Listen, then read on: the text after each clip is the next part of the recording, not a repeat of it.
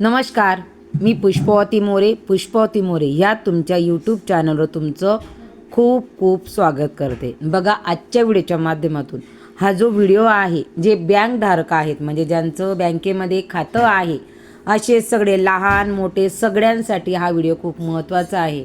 बघा, सध्या लाडक्या बहिणी असतील, तुम्ही मातृवंदना योजनेचे लाभार्थी असाल किंवा तुम्ही लेक लाडकी योजनेसाठी पात्र असाल किंवा तुम्ही पेन्शनधारक असाल, श्रावण बाळ योजनेचं जे आपण म्हणतो त्या योजनेचे लाभार्थी असाल किंवा संजय गांधी निराधार योजनेचे लाभार्थी असाल किंवा जो लाभ मिळतो अपंग शिष्यवृत्ती असेल किंवा इतर कुठे काही असेल, तर या सगळ्यांना एक प्रॉब्लेम कॉमन येतो।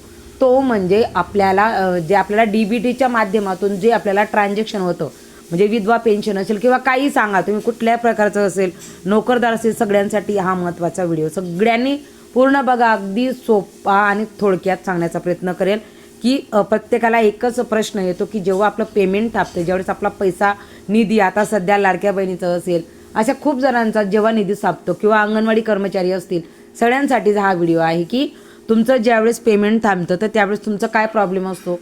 जे DBTच्या माध्यमातून जे ट्रान्झॅक्शन असतं, थेट जे ट्रान्झॅक्शन असतं, तर ते ट्रान्झॅक्शनला आपल्याला आपलं जे बँक अकाउंट आहे तर त्याला आपलं आधार लिंक असेल तरच आपल्या खात्यावर पैसे हे येत असतात। ते पण लिंक असल्यानंतर ते ॲक्टिव्ह आहे का, तर तेच मी तुम्हाला आजच्या व्हिडिओच्या माध्यमातून सांगणार आहे। तर ते तुम्ही अगदी घरी आरामात मी सांगते त्या पद्धतीने स्वतः चेक करू शकता की आपलं जे अकाउंट आहे तर ते ॲक्टिव्ह आहे का, किंवा त्याला आधार जे लिंक आहे, जे सीडिंग प्रोसेस आहे तर ती ॲक्टिव्ह आहे का, ते सुरू आहे का, कार्यरत आहे का, तर हे आपण घरच्या घरी आपल्या मोबाईलवर चेक करू शकतो। तर त्याच्यासाठी आपल्याला काय करायचं आहे, आपल्याला गुगलवर जायचं आहे। गुगलवर जाऊन बघा, इथे वेबसाईट दिसते, ती वेबसाईट तुम्हाला सांगते, त्याच्यावर तुम्हाला क्लिक करायचं आहे। बघा, माय आधार आहे बघा, तर ही जी वेबसाईट आहे ती तुम्हाला टाईप करायची आहे। इथं नाव जे आहे ती जरी टाकलं तरी चालेल आणि असं जरी टाकलं तरी चालेल। तर ही आपल्याला टाकायची आहे आणि टाकल्यानंतर ही जी वेबसाईट येते याच्यावर क्लिक केलं म्हणजे आपलं अशा पद्धतीचं पेज ओपन होतं। हे पेज ओपन झाल्यानंतर मग आपल्याला काय करायचं आहे, बघा इथं वेलकम टू माय आधार, तर मग आपल्याला इथं लॉगिंग शब्द दिसत आहे, याच्यावर तुम्हाला क्लिक करायचं आहे। अगदी सोपं आहे, कठीण अजिबात नाही।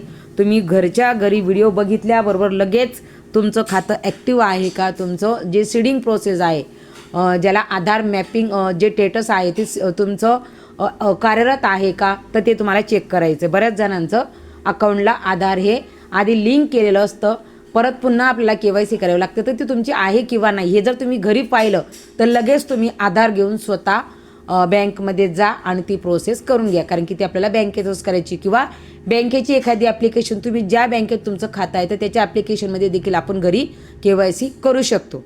तर बघा, मी आजच्या व्हिडिओच्या माध्यमातून फक्त तुम्हाला चेक करायचं सांगणार आहे। तर बघा, लॉगिंगवर तुम्हाला क्लिक करायचं आहे।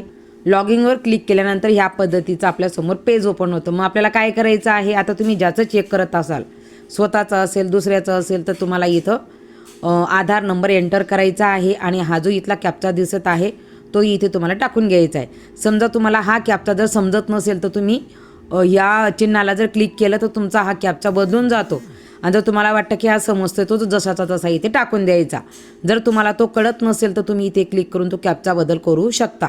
बघा, कॅप्चा टाकून झालेला आहे, आधार नंबर बघा इथे आधार नंबर टाकून झाला, इथं कॅप्चा टाकून झाला आणि ते टाकून झाल्यानंतर मग लॉगिंग विथ OTP याच्यावर तुम्हाला क्लिक करायचं आहे। लॉगिंग विथ OTP केल्यानंतर मग तुम्हाला इथं एंटर OTP म्हणजे जो मोबाईल नंबर, म्हणजे आधारला जो मोबाईल नंबर तुम्ही लिंक केलेला आहे त्याच्यावर तुम्हाला लगेच OTP येणार आणि तो OTP तुम्हाला इथं टाकून घ्यायचा आहे आणि OTP टाकून झाल्यानंतर मग तुम्हाला इथं लॉगिंगवर क्लिक करायचं आहे। बघा, जर तुमचा कॅप्चा व्हॅलिड असेल तर ते डायरेक्ट इथे अशा पद्धतीची क्लिक येणार, पण तुम्ही जर चुकीचा कॅप्चा टाकला तर इथे तुम्हाला लगेच सांगण्यात येईल। परंतु जर तुमचा व्यवस्थित कॅप्चा टाकला असेल परफेक्ट, तो कुठलाही प्रॉब्लेम येणार नाही। त्याच्यानंतर इथं आलेला OTP असतो तो टाकायचा आणि लॉगिंगवर तुम्हाला, तर बघा मी माझा आलेला OTP इथं टाकून घेतलेला आहे आणि त्याच्यानंतर मग मी आता इथं लॉगिंगवर क्लिक करणार आहे। त्याच्यानंतर या पद्धतीचा वर मेसेज जरी आला तर आपल्याला इथं याच्यावर क्लिक करायचं आहे। याच्यावर क्लिक करायचं आहे कारण की आपल्यासाठी कामाचं, आणि जर समजा चुकून आला तर आपल्याला याच्यावर क्लिक करायचं आहे। मग आपल्यासाठी आहे हे महत्त्वाचं, बघा लक्षात ठेवा।